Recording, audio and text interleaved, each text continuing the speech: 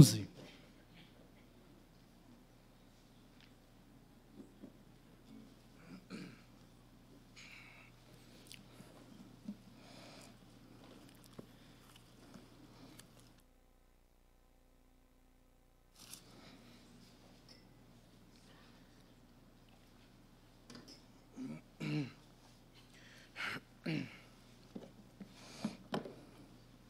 Evangelho de João, capítulo 11, dando continuidade aos milagres do Senhor Jesus, nós iremos aprender sobre a ressurreição de Lázaro.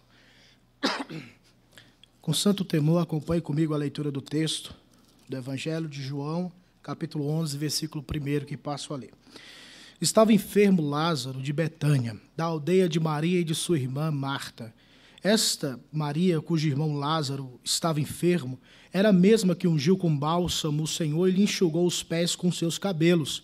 Mandaram, pois, as irmãs de Lázaro dizer a Jesus: Senhor, está enfermo aquele a quem amas.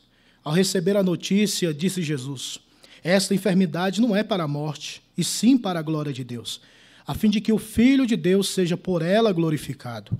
Ora, amava Jesus a Marta e a sua irmã e a Lázaro. Quando, pois, soube que Lázaro estava doente, ainda se demorou 2 dias no lugar onde estava. Depois disse aos seus discípulos: vamos outra vez para a Judeia. Disseram-lhe os discípulos: Mestre, ainda agora os judeus procuravam apedrejar-te e voltas para lá? Respondeu Jesus: não são 12 as horas do dia?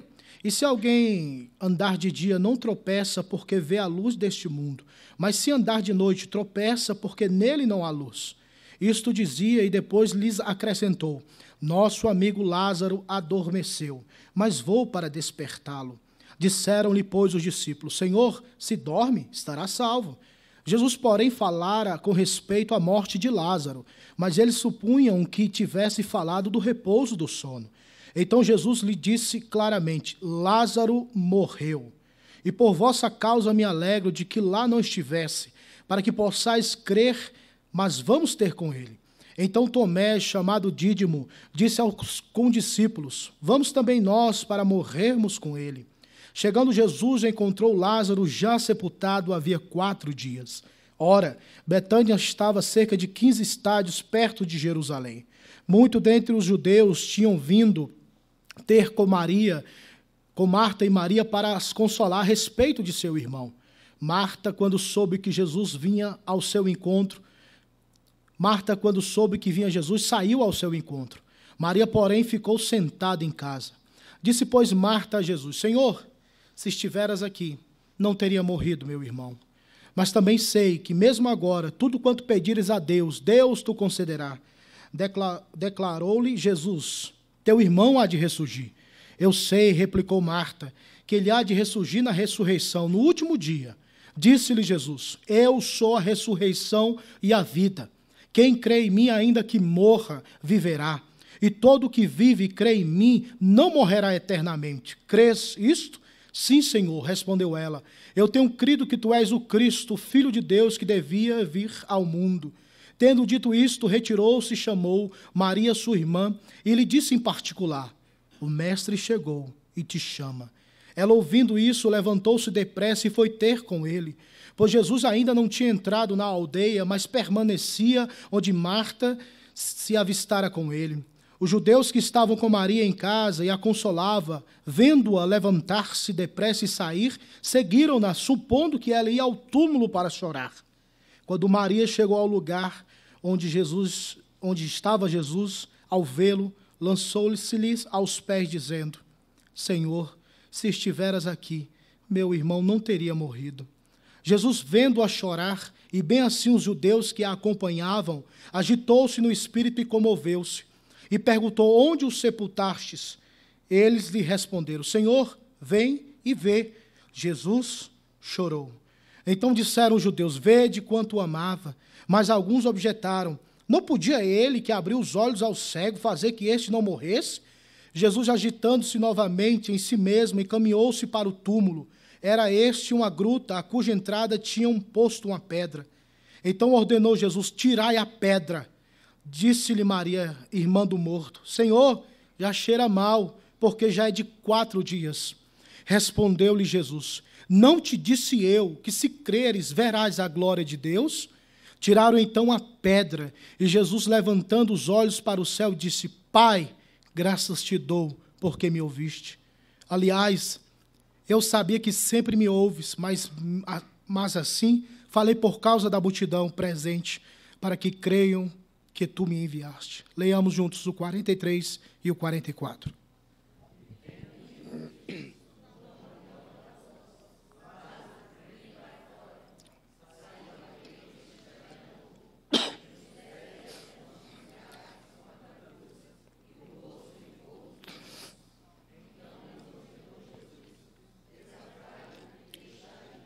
Amém. Oremos mais uma vez. Senhor, Tu és o Deus de toda a glória.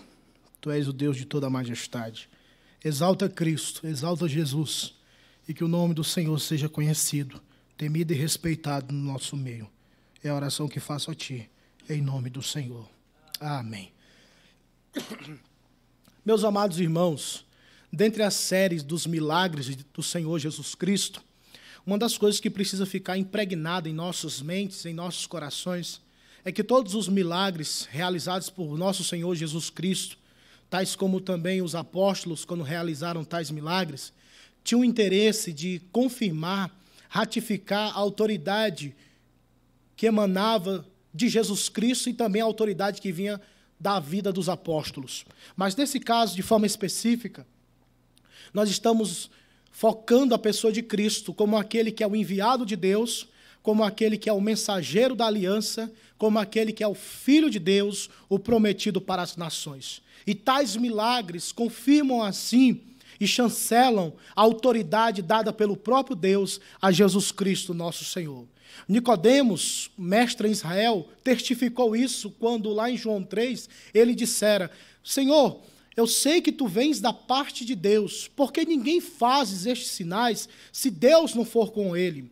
Então, Nicodemos tinha a percepção, ainda que racional, que tais milagres era a comprovação exata de que Deus estava na vida de Jesus Cristo. Não somente estava, mas de fato ele era o próprio Deus encarnado, como diz João capítulo 1, que no princípio era o Verbo, e o Verbo estava com Deus, e o Verbo era Deus. E mais à frente João fala: e o Verbo se fez carne e habitou entre nós.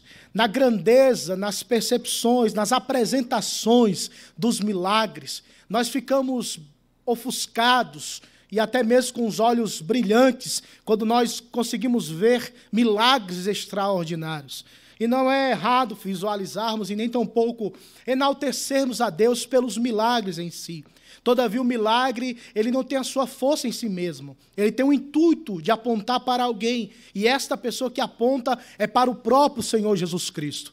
Então, na ressurreição de Lázaro, quando estive lendo esse texto, preparando essa mensagem, eu quero aqui compartilhar com vocês alguns vislumbres que eu percebi nesta ação de milagre de Deus através de Jesus Cristo. Mas não no milagre em si, mas na pessoa pelo qual o milagre foi operado. Não em Lázaro, mas em Jesus Cristo. Não em Marta, mas em Jesus Cristo. Não em Maria, mas em Jesus Cristo. Nesse capítulo 11, nós podemos ver muito mais do que o milagre em si da ressurreição física de Lázaro. Nós podemos ver o milagre operado através de Jesus Cristo para com todo o seu povo, de forma espiritual e de forma abençoadora. O que me chama a atenção, e é o primeiro ponto que eu quero enfatizar com vocês aqui nessa noite, é a total entrega, o amor de Jesus Cristo para com esta família. Se você acompanha comigo a leitura do Evangelho de João, capítulo 11, você perceberá que quando o mensageiro aproxima-se de Cristo, a ênfase que ele dá é que sua irmã o enviou dizendo: olha, aquele a quem tu amas está enfermo. E é algo extremamente impactante quando as irmãs testificaram que Jesus Cristo amava a Lázaro. E o texto mais adiante fala que não somente Lázaro, mas Marta e Maria. Jesus Cristo amava de forma profunda os irmãos. Então, nesta ênfase é que me chama a atenção do amor de Jesus Cristo para com Lázaro, para com Marta e para com Maria. Tal amor manifesta em amizade, em companheirismo, em companhia, em fidelidade, em demonstração, em conhecimento, em revelação. Nós sabemos que todos nós somos pecadores, e por sermos pecadores, não temos um relacionamento profundo e nem tampouco um relacionamento amigável com o próprio Deus. A Bíblia diz que nós éramos inimigos de Deus por causa dos nossos pecados. Mas o texto lido ontem aqui na reunião da mocidade trata que ele, Jesus Cristo, fez a paz. A inimizade que outrora existia foi destruída, foi sancionada por aquele que morreu na cruz. E antes, momento anterior, no fato que existia a inimizade, hoje opera por meio de Cristo uma amizade, um amor. E nós sabemos que Deus manifesta, prova esse amor para conosco, como diz o texto.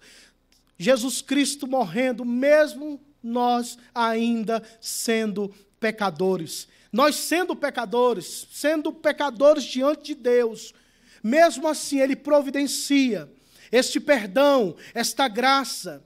E a inimizade que outrora existia, agora não mais existe, porque o elo foi reestruturado pela cruz, pelo sangue de nosso Senhor e Salvador Jesus Cristo. A mesma amizade que Jesus tinha com Lázaro, com Marta e com Maria, Ele tem com o seu povo hoje. Tudo isso por causa de Jesus Cristo. Não temos mais inimizade com Deus. Não temos mais inimizades contra o próprio Deus. Por quê? Porque a cruz de Cristo, o nome de Jesus, o sacrifício de Cristo providenciou assim esta paz que hoje nós desfrutamos na nossa alma. Não é uma paz de ter a certeza que eu vou dormir bem e acordar bem, porque quando a Bíblia fala de paz, ela fala de paz entre Deus e os homens.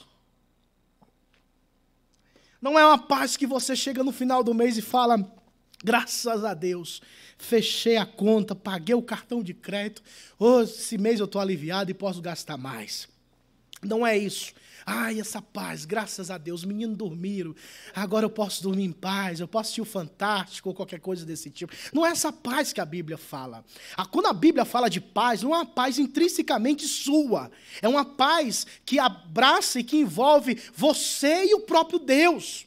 Quando a Bíblia fala que seja a paz de Cristo o árbitro do seu coração, é Ele que é o mediador desse relacionamento. Meu irmão, você pode estar no caos, na guerra, mas se você tem paz com Deus, você é uma pessoa pacífica, você tem inúmeras bênçãos, você pode usufruir de um benefício que somente os eleitos de Deus podem usufruir. Se você tem paz com Deus, você tem harmonia com Deus, amizade com Deus, companheirismo, o amor de Deus em seu coração. Lázaro tinha este que era o seu amigo, aquele que amava, aquele que cuidava da vida deste que era Lázaro, estava enfermo, que viera a morrer, a falecer. Mas ali estava a vida que se chama Jesus Cristo. A paz se chama Jesus Cristo, a vida se chama Jesus Cristo, e sem ela o caos é estabelecido. Sem ele, perdão, o caos é estabelecido. Sem a pessoa de Cristo, nada funciona, meu irmão. Nada prospera, porque de fato Cristo é aquele que conduz a paz entre nós e Deus. E de fato nós temos o seu amor, tendo a sua amizade, somos de fato pessoas mais felizes do universo, porque nós temos paz com Deus. Você tem paz com Deus, meu irmão e minha irmã? Você tem paz com o Senhor? Da mesma forma, Lázaro, ainda que estava enfermo, Jesus manifestou o seu amor para com ele, quando o texto fala que, de fato, ele amava este. E no decorrer da apresentação do texto, Jesus apresenta a realidade de que aquela enfermidade não tinha um objetivo da morte como um fim em si mesmo. Não. Deus tinha um propósito específico para a vida de Lázaro. Todavia, não se manifestou de forma clara a eles, simplesmente porque não entendemos plenamente os desígnios de Deus. Tem coisa que nós não conseguiremos jamais compreender em sua totalidade, principalmente os propósitos e desígnios do Senhor. E às vezes nós caímos no erro de procurarmos de forma desesperada, até de forma pagã, qual é a vontade de Deus para a nossa vida. A vontade de Deus para a nossa vida, ela é apresentada, demonstrada diariamente, a partir do momento que eu estou em Cristo, que eu vivo com Jesus Cristo, tudo que eu faço, tudo que eu planejo, Deus está atrelado a essa realidade, e todas as coisas cooperam para o meu bem. Se de fato você e eu somos filhos de Deus, todas as coisas cooperam para o nosso bem, porque de fato fomos chamados segundo a vontade dEle. Então, no decorrer dessa caminhada, dessa apresentação, o mensageiro se apresenta, mas Jesus começa a apresentar que, de fato, esta doença não era para a morte, mas era para a glória de Deus. E Jesus disse, não vamos agora não, vamos esperar mais alguns dias. E uma ênfase que o pastor deu no domingo passado, que todo mundo queria logo um milagre em si, mas Jesus queria a morte do camarada para que a glória de Deus fosse manifestada. E muitas vezes nós traçamos um plano, um planejamento, como Deus pode ser mais glorificado, mas só Deus sabe a forma pela qual o nome dele será muito mais glorificado. Às vezes nós não queremos o caos, não queremos a enfermidade, não queremos a morte. Mas me diga uma coisa, existe alguma coisa demasiadamente impossível para o Senhor resolver? Para você é impossível, é por isso que eu e você entramos na peleja, ficamos estressados, nós ficamos irados com algumas coisas, porque tudo parece que foge do nosso controle, mas do controle de Deus, da mão do Senhor, do soberano de Israel, do Deus que fez os céus e a terra, nada foge do seu controle. Mas nós perdemos muito porque a natureza pecaminosa, o nosso pecado, limita o agir de Deus, limita aquilo que Deus pode fazer. É neste mesmo evangelho que o Senhor Jesus fala para Pedro, dizendo, Pedro, tu não sabes o que eu faço hoje, mas amanhã tu saberás. Às vezes você não entende por que você passa por determinados momentos, determinadas coisas, vive determinadas realidades, e para Deus não existe o caos. Nós precisamos tão somente descansar naquele que está sentado sobre um alto e sublime trono e saber que nada foge do seu controle. Enfermidades, qualquer problema e até a morte, tudo está debaixo da autoridade de Jesus Cristo. Por isso que as irmãs entraram em desespero. E mais à frente nós vamos entender um paradoxo que é testemunhado pela própria Marta. Mas, em primeira instância, saiba de uma coisa, Deus te ama. Da mesma forma que Ele amou a Lázaro, amou Marta e amou Maria, Ele ama seu povo, Ele ama a sua igreja, Ele ama a sua vida.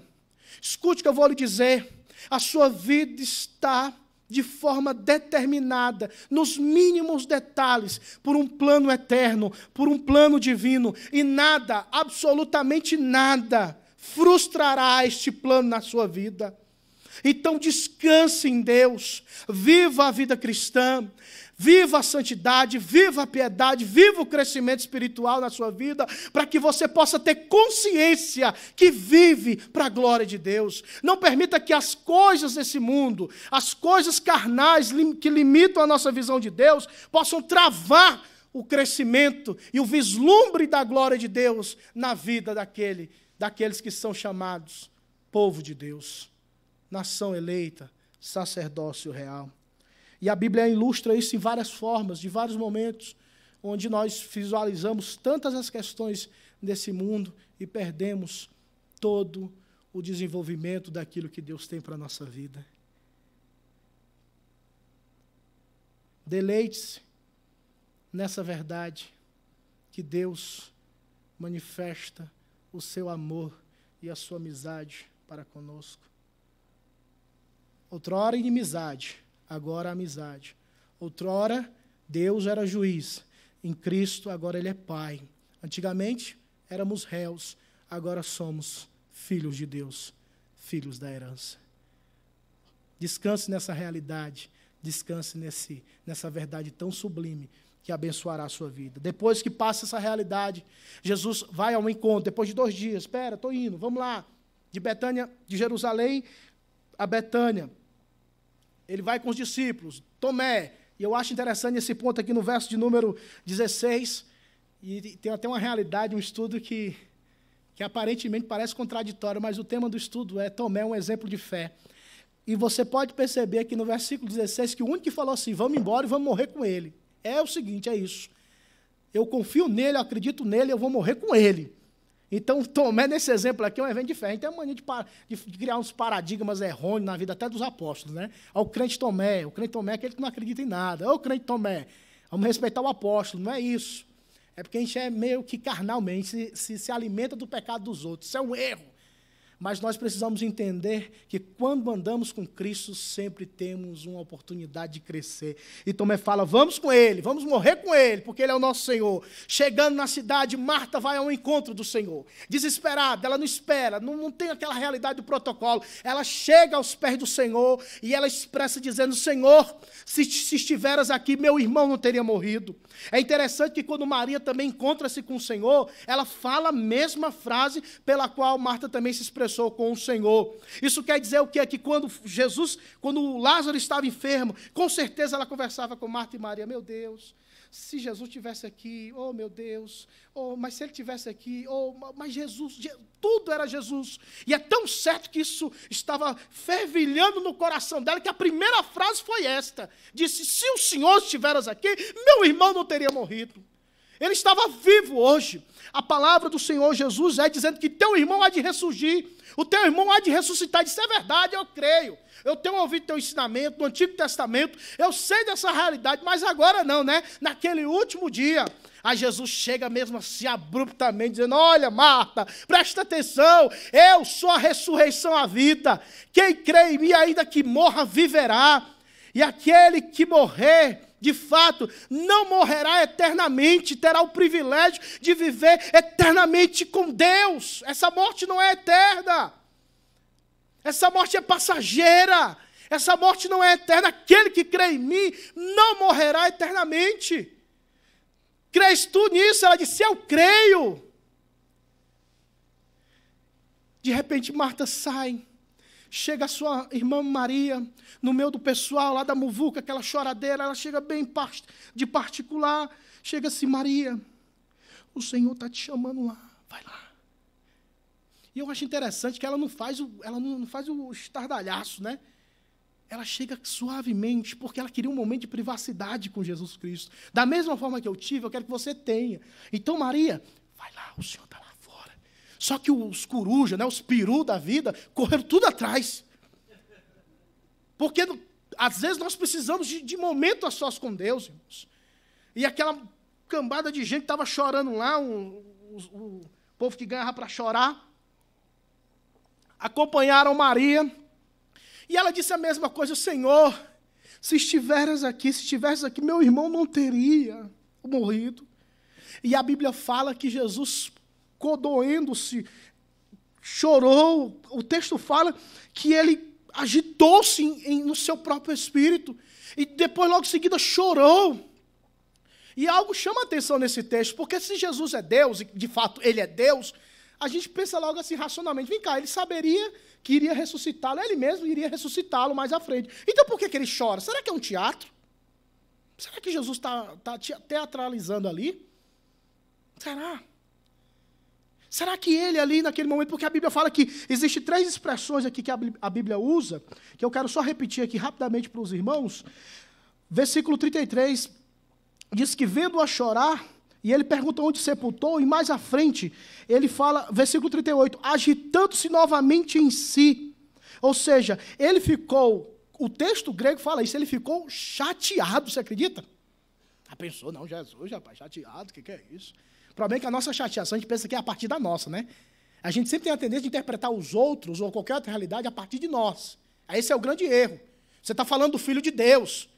Você está falando do próprio Deus ali. E a Bíblia fala, em outra expressão, que ele agitou-se, chorou, ele ficou totalmente entristecido com aquela realidade. A Bíblia também fala que ele deu a entender que ele bufou. Como se Jesus olhasse aquela realidade de sofrimento. Eu gosto desses textos na Bíblia, sabia? Porque humaniza Jesus, sabia? Às vezes a gente é meio que docentista. A gente pensa que Jesus é Deus, é santo, é verdade, mas ele não é humano, então ele não sente a minha realidade. Ele não sabe meu sofrimento. Ele não sabe a minha dor, a minha tentação, a minha perturbação, a minha raiva, a minha ira, o meu ódio, a minha fraqueza, o meu pecado. Parece que ele não entende. Ele entende sim. Porque como Deus, Ele é poderoso, Ele é Senhor, mas Ele se fez homem, Ele se fez carne, não com a natureza pecaminosa, não com a inclinação carnal que eu e você nós temos, mas Ele era humanamente perfeito, todavia Ele era sujeito às tentações externas, assim como foi Adão. Ele não tem a inclinação como o Tiago falou, sobre nós somos tentados como recebemos a cobiça, olhamos, desejamos e praticamos. Ele não tinha como desejar porque a sua natureza era santa, mas as tentações externas golpeavam para que ele não cumprisse a missão que Deus tinha lhe dado. Mas esse que é Jesus Cristo, ele sente a dor do necessitado, ele sente a dor daquelas mulheres chorando, daquelas pessoas chorando por causa do pecado, por causa da morte, por causa da dor. Eu quero dizer diante desse texto para você que Deus conhece, sabe a sua dor. Você não está sozinho neste mundo. Jesus conhece a angústia do seu coração. Jesus conhece a dor da sua alma. Jesus conhece as tentações que às vezes perturbam a sua cabeça, a sua mente, a angústia que lhe tira o sono. Ele é Deus e Ele conhece, por isso que me chama a atenção, e essa segunda realidade do texto é a humanidade de Jesus Cristo. Jesus Cristo é humano, Ele participa da nossa realidade, Ele conversa, Ele sorri, Ele bufa, Ele pula de alegria. Ele é humano, mas ao mesmo tempo Ele é Deus. É por isso que o autor aos Hebreus fala que assim como todos os filhos participam, Ele também teve que participar de todas as coisas, para ser misericordioso e fiel sumo sacerdote. Porque não temos um Deus que não possa se compadecer das nossas fraquezas. Em tudo Ele foi tentado, mas sem pecado. E pode socorrer aqueles que são tentados. Esse Jesus Cristo que se fez carne, se fez homem, conhece a nossa dor. Nós somos tão levianos, irmãos, quando nós tratamos da dor dos outros. Nós somos muito levianos. Tem que ter fé, irmão. Tem que ter fé. Capaz que não tem fé. Aí quando acontece com a nossa família, meu Deus, meu filho, é um choro, é uma lágrima. Mas quando é com os outros, é porque não é crente. Porque não é dizimista. Entendeu? Porque não vem para o culto de 5h30, de 7h30, 9h30, 10h30, 11h30. E às vezes nós condicionamos muitas coisas. Nós somos filhos do Eterno. A natureza foi compartilhada. Ele tomou a nossa natureza, não a pecaminosa, mas a natureza humana, para que nós pudéssemos também receber da parte dele a sua natureza, a semente divina, a semente de Deus. Nós podemos sentir a compaixão do próximo, sim. Lembram-se dos outros milagres que o pastor Rosser pregou? Várias passagens e várias ênfases está nessa expressão. Jesus foi movido por íntima compaixão. Não é uma coisa técnica, não é uma coisa seca, não é o Instituto Médico Legal do Céu para analisar, não, meu filho. Ele sentiu a dor, ele sentiu a necessidade. A viúva de Naim, meu Deus, essa mulher só tinha um filho, está chorando, está sofrendo, eu estou sentindo a dor dela, eu vou compartilhar com ela, eu vou sofrer com ela também. Mas eu vou dar a resposta da alma dela. E por que ele sentia, de fato? Se ele ia ressuscitar, nesse momento também, se ele iria ressuscitar o menino Lázaro, por que ele teve essa compaixão? Porque ele era 100% Deus e 100% homem. E para ser um fiel sumo sacerdote, era necessário ele também participar de todas as coisas. Você tem alguém que tem, você serve a um Deus, ao Senhor Jesus Cristo. Ele tem piedade da sua vida, da sua alma. Ele conhece a sua dor. salmista Davi sabia muito bem disso. E nos salmos você pode perceber que todas as orações do salmista, ele sempre fala da dor mais profunda da sua alma. Ele expressa, sem hipocrisia, sem vaidade, sem o, abre aspas, teologicamente correto, fecha aspas.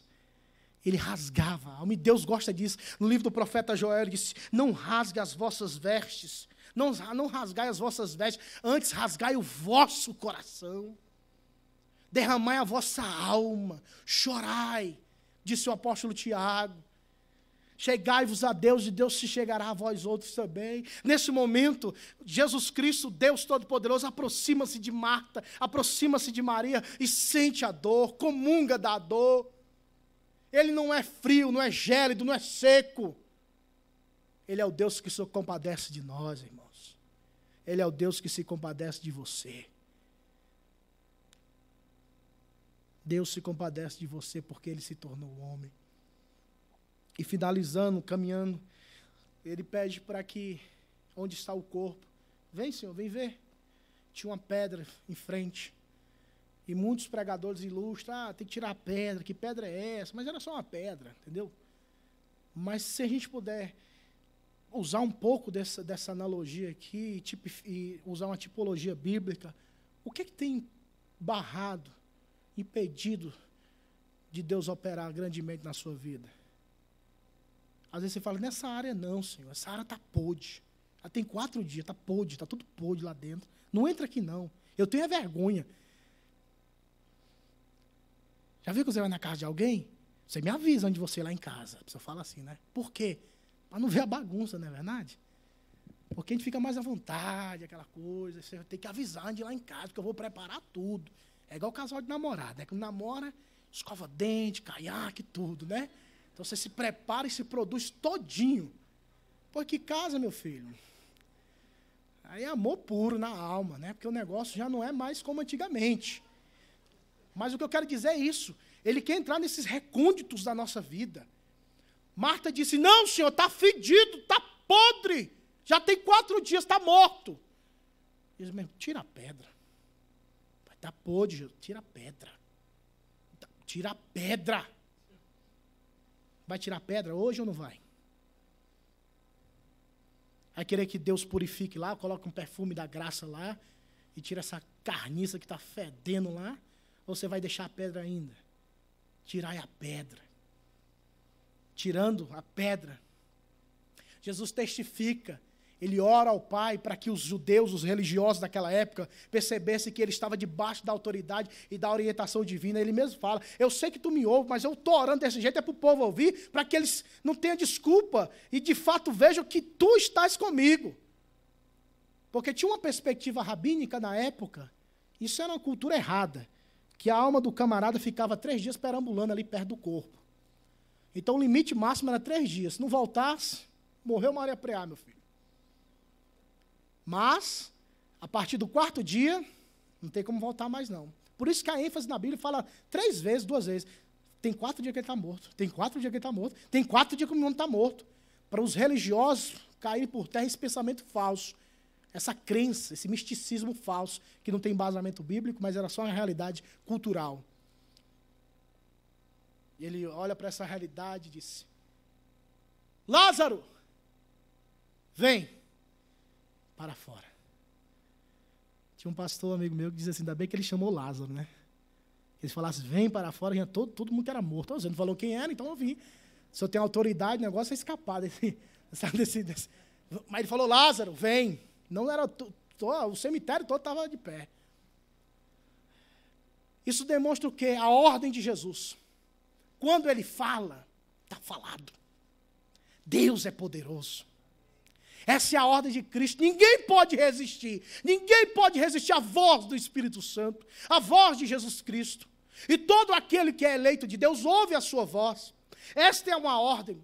Lá em Mateus capítulo 11, versículo 27, 28 em diante, tem aquele texto maravilhoso, velho, mas novo ao mesmo tempo, que diz assim, vinde a mim, todos que estáis cansados e oprimidos, e eu vos aliviarei. Perceba, esse vinde, no grego é uma ordem imperativa. E quando Deus dá uma ordem, É possível ou não é possível? Ela se cumpre. Quando Jesus falou, deu aquela ordem naquela época, é como se dissesse de forma atemporal, todos aqueles que são eleitos, todos aqueles que foram predestinados, todos aqueles que foram salvos pela cruz, todos aqueles que ouvirem a minha voz, venham, é uma ordem. É por isso que você está aqui hoje. É por isso que nós estamos aqui hoje, porque nós ouvimos a voz ecoar, dizendo, vinde a mim, todos os que estáis cansados e sobrecarregados. Jesus deu uma ordem, e essa ordem é cumprida porque Ele é Deus. E eu louvo a Deus, irmãos, porque Lázaro foi ressuscitado. Amém, aleluia, coisa gloriosa. Mas infelizmente Lázaro depois morreu. Essa ressurreição, tanto dele como os demais, ressuscitaram e morreram de novo. Por isso que o vislumbre total não pode ser na ressurreição, mas em Cristo. Ele é poderoso para ressuscitar, sim. Mas a ressurreição que nós necessitamos, a vida que nós precisamos e almejamos e anelamos, é a ressurreição espiritual. Tem uma passagem na Bíblia, lá no livro do Apocalipse, capítulo 20, versículo 6, que diz assim, bem-aventurado e santo é aquele que participa da primeira ressurreição.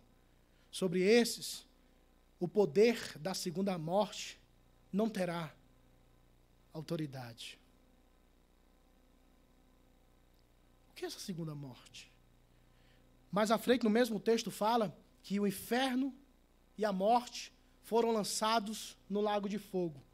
Isto é, a segunda morte, o lago de fogo. A segunda morte é a condenação eterna, é o juízo eterno, é a punição eterna, é o inferno. Todo crente salvo em Jesus Cristo, todo aquele que ouviu a voz de Deus e foi ressuscitado, quando Deus disse, vem! E você foi ressuscitado espiritualmente, você está enquadrado nessa promessa que diz, bem-aventurado e santo é aquele que participa da primeira ressurreição. Todo crente em Jesus Cristo foi ressuscitado espiritualmente. Porque quando Adão pecou, ele morreu não fisicamente, em primeira instância, ele morreu espiritualmente. Então o crente em Jesus Cristo, ele não morre eternamente porque ele já passou pela primeira ressurreição. A nossa alma, o nosso espírito, a nossa vida espiritual, Jesus Cristo nos ressuscitou. Estando nós mortos em ofensas e pecados, Ele nos deu vida. E ainda que eu morra, não morrerei eternamente. A carcaça vai para a lona. Mas a minha vida com Deus está conectada com Ele eternamente. A minha preocupação não é se você morrer, vou morar para Deus te ressuscitar aqui, não. Não, eu quero saber se a sua vida espiritual, se você espiritualmente está vivo, se você ressuscitou com Cristo. Disse Paulo aos Colossenses, se já ressuscitaste com Cristo, buscar as coisas do alto onde Cristo está, porque Ele é o primogênito de toda a ressurreição. Ele ressuscitou primeiro para que nós pudéssemos receber da parte dEle esta ressurreição. Todo crente em Jesus Cristo que vive espiritualmente, é porque no momento anterior foi ressuscitado. Então, bem-aventurados somos nós, irmãos, que recebemos a primeira ressurreição. Por isso, a segunda morte não terá autoridade sobre nós. Bendito seja Jesus Cristo, irmãos, que ainda que venhamos a tombar fisicamente, mas assim que fechar aqui, abriu no céu. Desplugou aqui, ligou no céu. Conectou com a realidade espiritual. É por isso que nós, irmãos, almejamos e anelamos coisas muito mais sublimes. A ressurreição do corpo é algo maravilhoso. Eu sempre quis ver um morto ressuscitar. Eu me lembro que eu tinha um periquitozinho australiano e ele morreu, o bichinho. E eu já era crente. Eu fiquei 2h30 orando por aquele coitado, mas ele não ressuscitou, irmãos. Foi um teste de fé, porque eu pensava, eu não tenho fé, mas eu estava aquele negócio e nada. Tinha um grupo de irmãos que nós andávamos sempre juntos, evangelistas de madrugada. A gente, às vezes, procurava enterro, procurava velório, porque lá é diferente, lá é nas casas. Aqui, a pessoa vai logo para o cemitério, mas ficam nas casas. E nós entrávamos, com licença, boa noite, queríamos tal, a pessoa era católica às vezes, ou espírita. Não, eu só queria prestigiar esse momento aqui, consolar a família. Mas sempre tinha um que tocava lá no morro, devagarzinho, assim, com o dedo, e falava baixinho, levanta, levanta, levanta. Mas não levantava. Por quê? Porque o que de fato é interessante, o que tem valor diante de Deus, é a ressurreição espiritual, é ter vida espiritual. Hoje eu posso entender que antes eu estava morto mesmo, eu estava morto, e hoje eu estou vivo.